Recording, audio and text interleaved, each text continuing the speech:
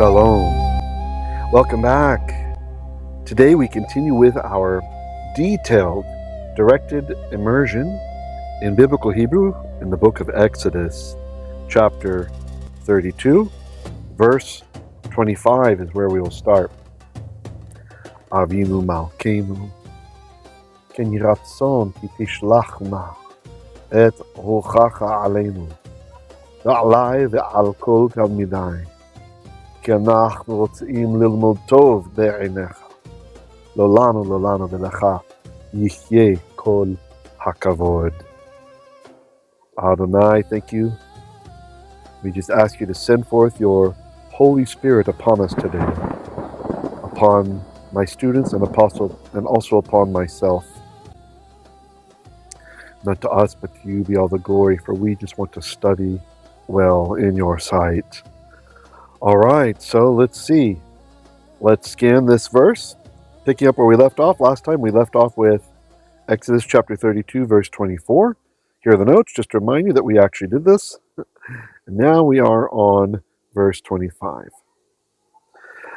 Vayaho Moshe et ha'am ki fa'u ki Pharaoh Aharon Leshimtza Bekamehem. All right. Vayol. Now, this is the verb Resh Aleph Hey. What has happened is that final Hey has gone away. So let's just put it here real small as a reminder. Okay. So the verb is Resh Aleph Hey. Ra'ah, to see.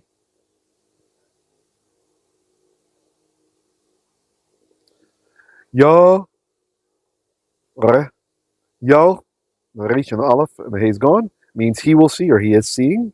The Vav conversive changes that to make it and he saw. Who saw? Moshe. Vayol Moshe. Then Moshe Ra'ah, he saw. Et, that's the DDO, definite direct object marker. Whenever the object is definite, we mark it with et, almost always. Sometimes a scribe will not do it. They just had some strange style, or they lived in an era where people left it off in common speech or something like this. But this is SBH, standard biblical Hebrew syntax, to have the et marking the object when the object is definite. And you will recall there are three ways to mark definiteness. Definiteness.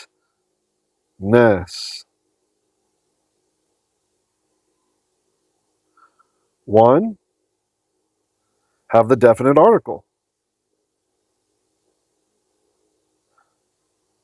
And that's what we have here. We have it, right? The ha. That's the definite article. Two, it's a name, otherwise known as a proper noun. It's a proper noun. And then, that's a proper noun, boy. And then the third is if it has a suffix on it, specifically a genitive suffix. That means it's marking to whom it belongs. Okay? So, if you have an object and it doesn't have one of these three things on it, then you don't get the et. You don't get the definite direct object marker. Okay? Vayal Moshe et ha-ram. Then Moshe saw the ram, ayin mem, the people.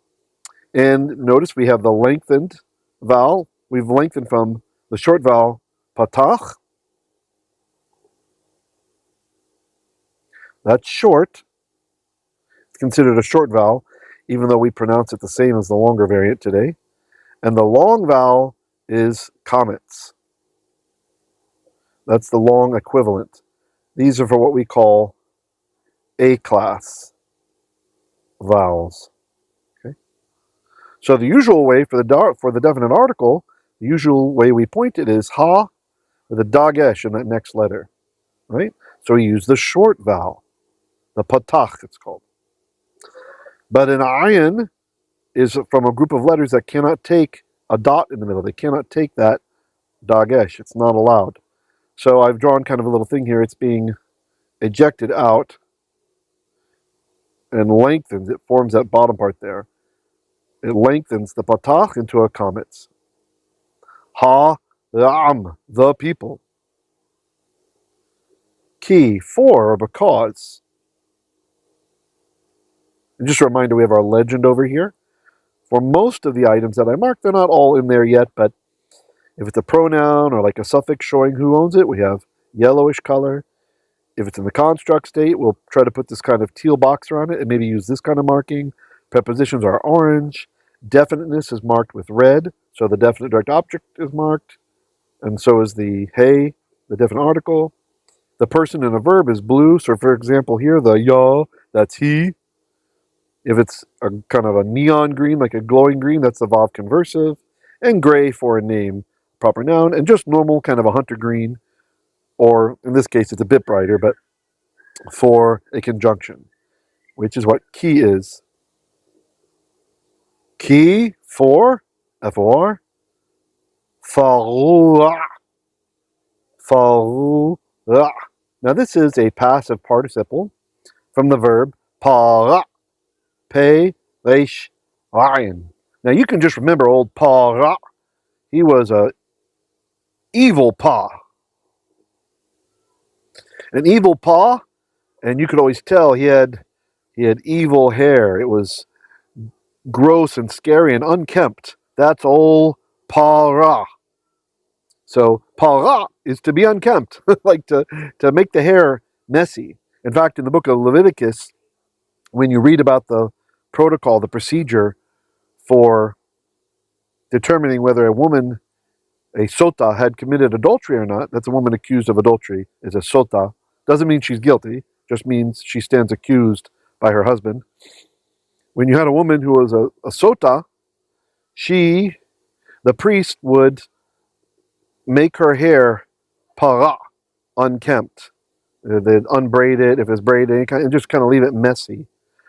It's kind of interesting, so that later on in the Talmud we even have this teaching that if you saw a sota on the way, right, so that you could tell by the way her hair was, right, a woman who had been accused of adultery, then it was a warning sent to you from Hashem to stop drinking. Kind of interesting, right? Don't drink if you happen to cross ways with a sota. The idea was that what woman would possibly commit adultery unless she was drunk, right? Drunkenness makes people do very foolish things, especially back in the day when there's a death penalty associated with it too, right? So, on the topic of drinking, please check out my song, Wine is Not for Kings. You can also get the EP if you want to support what we're doing here. There's a handful of songs all grouped together. You can find that in the store on Patreon. Much appreciated to the handful of you who have bought that handful of songs. Really appreciate it. All right.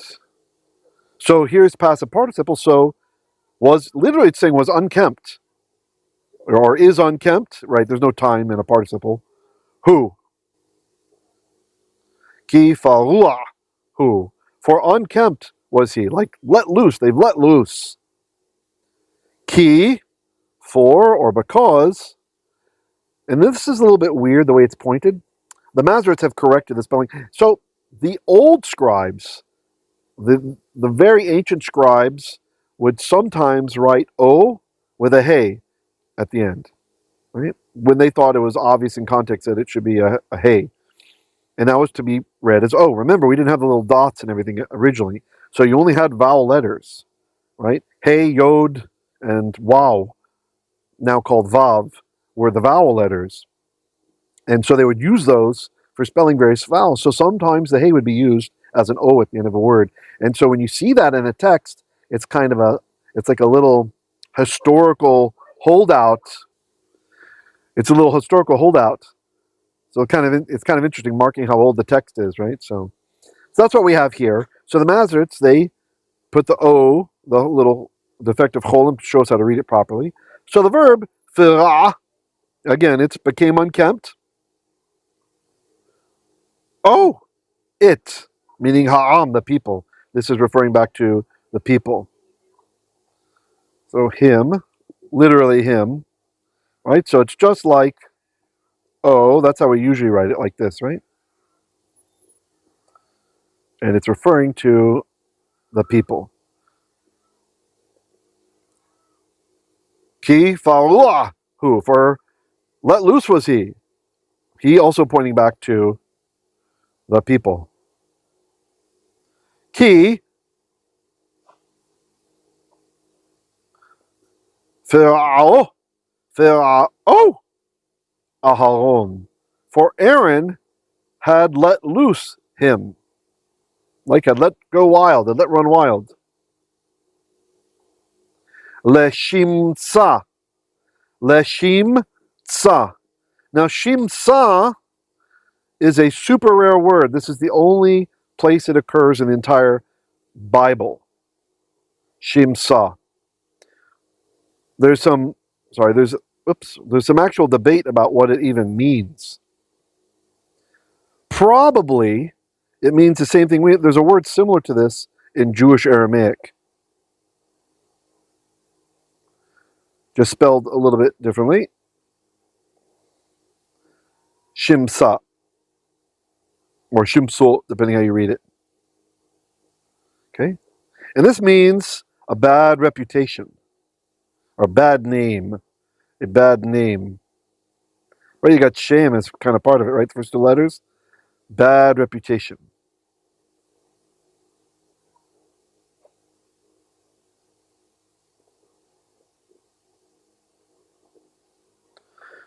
That's Jewish Aramaic. There are many dialects of Aramaic, by the way. So if you ever get in a discussion with someone and maybe you don't know them that well and they're like, that's not what it means in Aramaic, this means that. You might want to ask them, of which Aramaic dost thou speaketh? Well, about which Aramaic are you speaking? Usually, if it's a Christian you're talking to, a Gentile Christian, then usually they're talking about Syriac, which is a much later dialect and very different than Jewish Aramaic. And so the words can have completely different meanings crossing dialects that way. It's almost a different language.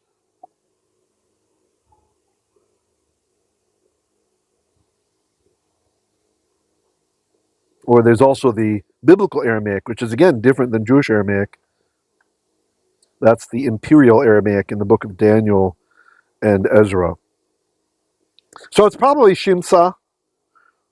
There's also a in favor of this. There's also a Mishnaic Hebrew word, Shemetz. Again, this is not biblical Hebrew. Mishnaic Hebrew. Shemetz. Mishnaic.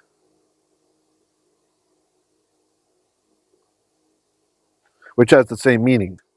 So that's kind of some further support that we're going to go with the bad reputation or bad name. Okay, so this is explaining why Aharon had set them to run wild. Leshimtsa, for the bad name, their bad reputation. Bekamehem, bekamehem. Bait, well, that's a preposition. Among, kamim is the word here. Kamim, from kum, those who stand up, which is one of the many words we have for enemies in Hebrew. Like David oftentimes in the Psalms will talk about those who stand up against me, kamai, meaning my enemies. Hem, they. So bekamehem, against or among their enemies. It's a little bit confusing what the text is saying here. I'll admit that. Usually when I read the Torah, I'm just, Baruch Hashem, reading it with understanding, right? Not really thinking what it means in English or something. But this one I have to pause. It's a bit strange, this phrase here. Literally, for a bad reputation among their enemies is literally what it says, or against their enemies, but among their enemies. I think what's happening is the Torah is equivocating these wicked, these po'alei avin, we'd say the po'alei avin, these evildoers, with becoming like their enemies even. That's how I understand it. If you understand it differently or have an idea how to better understand this, please leave a comment down below. Or if you're with us in the live drop, let me know. I'd love to learn from you. I really like the idea of having kind of a brain trust with my students. All right, so let's read this again. This time try to translate before I do. Exodus chapter 32, verse 25 in the Hebrew. Vayal Moshe et ha'am. When or then Moshe, it's the verb ra'a, the he went away, he saw et ha'am, the people. Ki, that, fa'ua, who was running loose, he, or was running wild, or was unkempt, literally unkempt, he. But this means like morally unkempt. It's a metaphor for loose morals. Ki, for Pharaoh, Aharon, for Aaron had let them loose, literally let him, loose, meaning the people. Leshim sa, for a bad reputation, or perhaps because of a bad reputation or bad name, bekamehem, against their enemies, or against those who stood up against, or among those who stood up against them, meaning against Aaron and Moshe. All right, so I will just read it one time through normally. Some of you prefer it that way. Vayal Moshe et ha'am kifaru'ahu kifira'u aharon l'shimsa bekamehem. Bekamehem. All right. This concludes the free part of the lesson, the preview part. If you'd like to continue, please consider becoming at least a Sha'ar level patron on my patreon.com/Hebrew literacy account. Sha'ar, it's the lowest level monthly support, just $10 a month. And you can get access to the full lesson, which will continue now in the drop.